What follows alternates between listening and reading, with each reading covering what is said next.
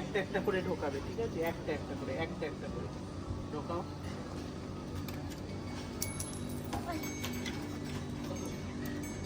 কেন আর একটা ঢোকাও। এবার দাঁড়াও ভাই, টেপো এবার কোনটা। এই ধীরে তো খোলা, তো পাটা টিপে দিলে পড়ে যাবে।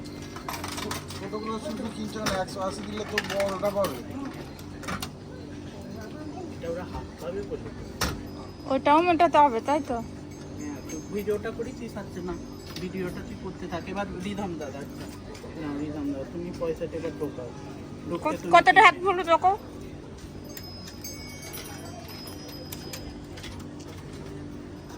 টেপো।